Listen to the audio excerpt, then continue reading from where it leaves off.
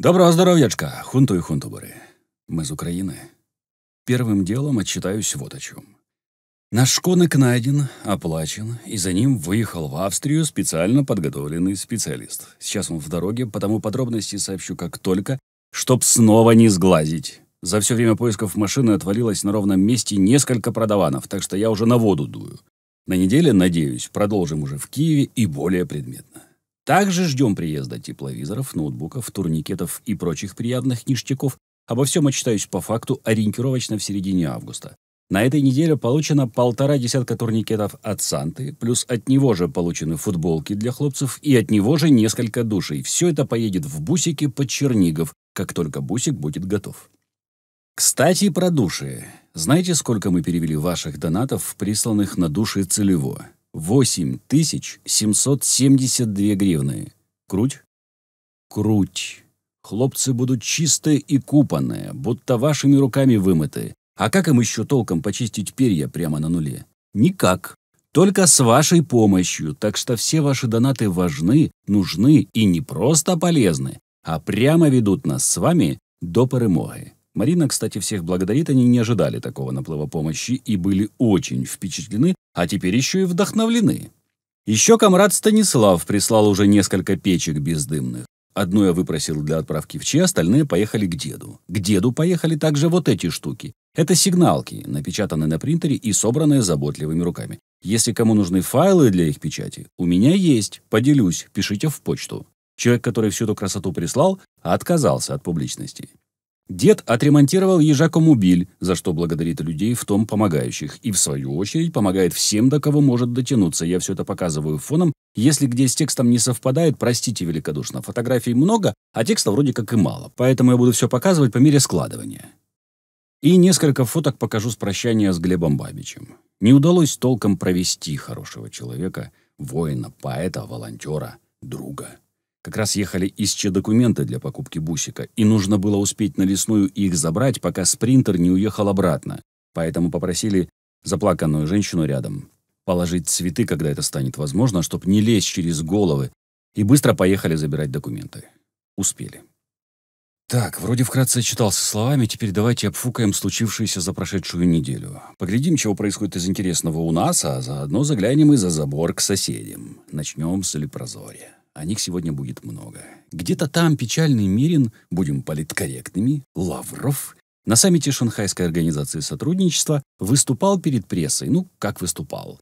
Перед Первым каналом, НТВ, Россия-1, Раша Тудей, Звездой. Все. Никого из СМИ не заинтересовало, что скажет Калантарян. А те, что пришли, тех из СМИ назвать стыдно. Это в копилку международного веса страны. Далее.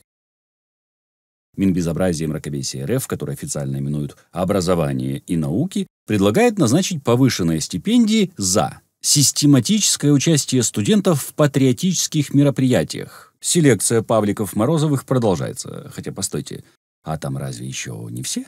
В Марий-Эл сформируют 5 национальных батальонов для участия в войне в Украине. И даже у каждого из именных батальонов будут региональные знаки отличия, шевроны и собственные флаги. Названия приводить не буду, нахрен знать, как звать очередных пакетированных. Нужно только запомнить еще одних боевых бурятов – марийцев. И о духовности. В школе при монастыре в Иванове начали обучение детей как воинов Христовых с целью жертвенно служить на духовном поле брани и земном поприще, жертвовать собой ради Отечества. А я ж говорил, православный джихад на марше. И пусть мне расскажут еще про отличие православия московского толка от радикального ислама. Только в рюшечках, только в рюшечках. А тем временем ученые разработали нанотатуировку, которая будет сигнализировать о проблемах со здоровьем. 2 вектора, смотрите, коллинеарных, но разнонаправленных. Одни в будущее, другие обратно, в направлении пальмы и полной волосатости. А еще они собираются, или уже, строить в Турции АЭС, для чего Росатом вывел около 5 ярдов баксов, необходимых для строительства. Турецкий же экспорт в Коренстоватую за июнь подрос на 46%. Везли фрукты, машины, оборудование, комплектующие.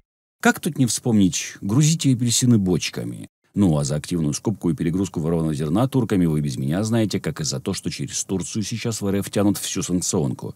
А еще 2 лидера договорились оплачивать часть поставок российского газа в рублях. Сплошной совет да любовь. Вот такие выходят байрактарчики-малята. Из ржачечки. У них ввели индекс борща. Типа русский ответ индексу Бигмака. Не патриотичненько. Индекс щей надоть. І рубрика «Лістає заголовки». Барель. Скоро Путіну доведеться обирати між зброєю та маслом для народу. Обожаю европейских розовых пони. У нас вызывает смех сама постановка вопроса. Выбор очевиден и для Путина, и для народа. И это не масло. Тем временем Россия вывозит золото из Судана с помощью ЧВК, маскируя вывоз драгметалла под экспорт печенья. И потом эти люди будут нам рассказывать про наколотые печеньки. Рено громко ушел из России, хлопнув дверью и гордо бросив в лицо московским властям собственным заводом. Красота, поза, экспрессия, ура! И чепчики в воздух, но тихонечко лезет взад через заднюю калитку Сирич Белоруссию. Теперь с коленстоватым поклонником французского автопрома весь спектр моделей будет доступен в автосалонах Бульбастании. Причем изготовление уже не скрипорусское с помощью киянки и чьей-то матери, а вполне французское, корейское, румынское. Принципы цивилизованного мира, они ж такие принципиальные и так важны, что те стеклянные бусы для аборигенов. Ну и продолжим Центробанком, к приятному. Он прогнозирует коллапс российской экономики во втором полугодии с обвалом до 11% дополнительно в четвертом квартале. Желаю еще. Хотя наивно рассчитываю, что до уровня прошлого года экономика восстановится ближе к 2024 году. Ну, определенные категории неумственного труда имеют склонность к повышению своего материального состояния путем размышлений. Тобто дурень думкою багатіє. И вот еще один приятный сюрприз. Нефтегазовые доходы России в июле оказались ниже прогноза. В бюджет поступило на 74,7 миллиарда рублей меньше. Европа отказывается от российской нефти быстрее, чем Россия разворачивается в Азию. Ну просто праздник какой-то. Придворный глашатай Кремля и по совместительству позор немецкого политикума Герхард Шредер провозгласил, что необходимо запускать Nord Stream 2. И диамператор Ботоксный согласны договариваться, на что тут же огреб люлей от депутатов Бундестага. Кажется, в Бундестаге завелся свой шуфрич. Традицией можем поделиться. В России откроют магазины беспошлинной торговли, в которых смогут делать покупки только дипломаты, сотрудники международных организаций и члены их семей. Ценники в таких магазинах будут в рублях, долларах и евро, а для покупки придется предъявлять удостоверение. Блин. Ну это буквально, дословно. Березка. Перекличка олдфагов. Кто помнит «Березку»? А кто там бывал? Боже ж мой, как ми уже не молоді, а? Російський газовий монополіст «Газпром» заявив, що повернення підсанкційної турбіни для «Північного потоку-1» неможливе через санкції проти Росії. И выставил условия, что они таки согласятся забрать турбину на определенные, несколько томов прилагается, исключения из санкций. Москве понравилось водить турбиной по губам немцам, но кремлины попали точно не в тот фильм для взрослых, как им кажется, и уж точно не в той роли, которую себе нафантазировали. Будет забавно смотреть, как немцы допишут сценарий под себя и доснимут фильм с совершенно неожиданным концом для бывшего главного сантехника. А тем временем «Газпром» вынужден сжигать газ на компрессорной станции «Портовая», где установлены турбины «Северного потока» после того, как поставки были сокращены до 20% мощности газопровода. Это, пожалуй, будет рубрика «Назло маме отморожу уши». Пусть у нее будет сын-дурак. Еще экономики. «Русал» выпустил облигации в юанях. Это прецедент для российского рынка. Раньше облигации на российском рынке выпускались только в рублях, долларах или евро. Завоевать, говорите? Зачем? Они сами. Все сами. Ну и чтоб не возвращаться, давайте немного о рубрике «Русский с китайцем пхай-пхай». Россия не попала в топ-10 торговых партнеров Китая, хотя российские чиновники отчаянно демонстрируют верноподданничество Китаю, а Кремль ТВ вливает в головы, чуть не сказал мозги, откуда. О стратегическом партнерстве.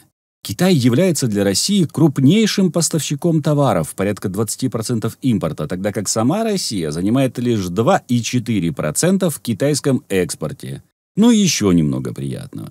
Рекордный урожай, о котором президент Владимир Путин сообщил в мае, отменяется. Глава Минсельхоза России Дмитрий Патрушев предупредил, что 130 миллионов тонн цифра едва ли достижимая, и предложил пересмотреть планы по экспорту на уровне 50 миллионов тонн.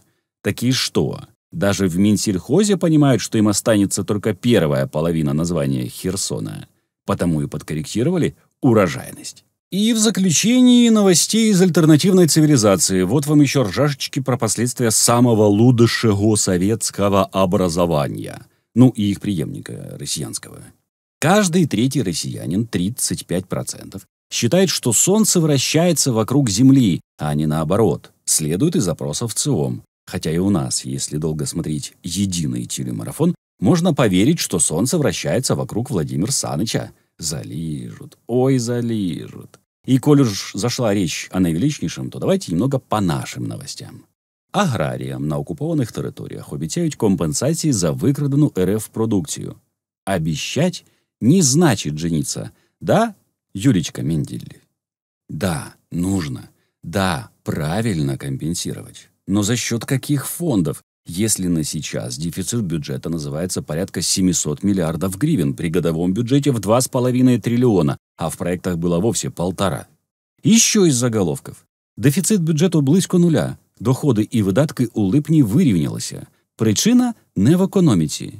Не заголовок, а искусство. Хотя радоваться особо нечему, просто нам в очередной раз дали денег. На пока. Еще из наших прожектів. Житло для переселенців. Будинки зводитимуть за півроку, ціна $700 за квадратный метр. ОП. Интересно. Цена, в общем-то, как в киевском новострое класса «Эконом плюс» или «Бизнес минус», с таксяк ремонтом до 24-го, правда, без мебели. Интересно было бы услышать про применяемые технологии, список подрядчиков, потому что есть вопросы насчет подрядчиков, потому как АТАПы об этом говорит легендарный Кирилл Тимошенко, который в свое время отвечал за велике будівництво. Что, вы тоже сейчас подумали нехорошее? Ай-яй-яй. Вы точно с разогнанной парохоботской фермы миллионника удрали. Но вопрос, кто сможет организовать настолько территориально распределенные площадки, наладить процессы и контроль за исполнением, остается. Как и вопрос с материалами, логистикой и оборудованием как в регионах, так и из-за границы, плюс закупать доведется очень много, потому что многие производства и техника внутри страны уничтожены. По срокам возведения из того, что на слуху, это технологии панельные, включая и префаб-каркасники. И СИП. Последние позволяют, кажется, этажи до 8 строить. В Норвегии есть опыт. Возможно, какие-то художества с несъемной опалубкой, потому как традиционными технологиями, по признанию самих застройщиков, только сам проект может при самом оптимистичном раскладе с полгода идти. Нарисовать, согласовать, утвердить, осметить. А сама стройка — 1,5. Это при наличии финансирования, бесперебойной логистики и квалифицированных рук. Но на мой хлопский розум самым простым было бы возведение кварталов таунхаусов или дуплексов, плюс социальная инфраструктура, потому что без нее кому нужно такое жилье? Ведь после победы многие вернутся к себе домой, значит, это жилье должно предполагать достаточный срок эксплуатации, когда будет заселено местными. Хотел пройти мимо и не стебаться с убогих, но не могу. Простите. Служба безпеки України заявила, що ліквідувала мільйонну ботоферму, яка начебто розхитувала обстановку в Україні на замовлення однієї з політсил та вела роботу з дискредитації керівництва країни. Неофіційно в СБУ кажуть, що йдеться про партію «Євросолідарність». Но это просто чистые бугагашеньки. Наверное, это те тысячи ботов, которые выходили не раз и не два под Печерский суд, под дом с потворами, что против дома с химерами, и звали Монику выходить из домика. Очень хочется посмотреть на вещдоки в виде 240 прокси-серверов. Это примерно так же, как увидеть сферического коня в пальто и вакууме для далеких от темы. Но, черт возьми, загнуть на миллионную ботоферму. Вы представляете, если это спроецировать на население Украины? А если добавить членов семей парохоботов? Ох, как же хочется нашей власти устроить охоту на врагов народа и вредителей, в чем преуспевали предки нынешних. Да, это, чтоб мы все понимали, не есть делить нас на части, разъединять — это все норм, это на часи, бо не утік. Попутно узнал, что, оказывается, 95-й квартал со своими смехуёчечными поделками уже пролез на марафон. А еще Марьяна Безуглая обвинила Ирину Геращенко, что у той закрыт профиль в ФБ для комментариев для недрузей. Самое смешное, что у самой Марьяны профиль точно так же закрыт. Девочки, Ну, хорошо, хоть не ругаются, кому как в раскоряку сидеть. И немного международщины. Начнем любимым із заголовків. Генеральний секретар ООН Антоніо Гутерріш заявив, що ООН хоче створити групу для вивчення вибуху у слідчому ізоляторі у Оленівці. Расценки на глухоту, слепоту и немоту как отдельных членов, так и комиссии в целом будут оглашены позже. Тайвань, Пелоси. В общем, Китай в очередной раз утерся. Хотя и вдоволь попенился. Было очень забавно наблюдать истерику китайских пропагандистов в русскоязычных телеграм-каналах. Все же нужно признать, думать там, в Пекине, есть кому.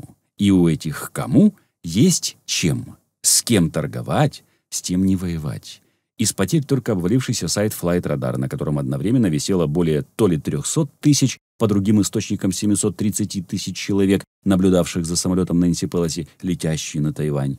В наших же пенатах Amnesty International настолько экстравагантно выступили, что их надо бы переименовать в Иванушки International. Так более национально колоритнее будет и правдивее. Хотя, по большому счету, нынче все международные конторы, что Красный Крест, что ООН, что ОБСЕ, это просто работа для зарабатывания оклада. Без целей, задач и, самое главное, принципов. Есть работа, ее делают. И не мешайте людям делать работу. Никому не нужную, бесполезную, временами вредную, но деньги-то не ваши личные. На этом все пока. Не хворіть та не грустіть, все буде Україна. Треба частіше за це собі нагадувати. Слава Україні! Слава ЗСУ! Ставайте донаторами Пенса, підпишіться і передивіться ролик на другому каналі 24UA Pence. Зробіть і тут, і там червону пімпочку сіренькою, потім тицніть дзвоника, виберіть всі нагадування, бо більшу частину доходів каналів Пенс відправляє на перемогу. Тож це і буде ваш вклад в перемогу України.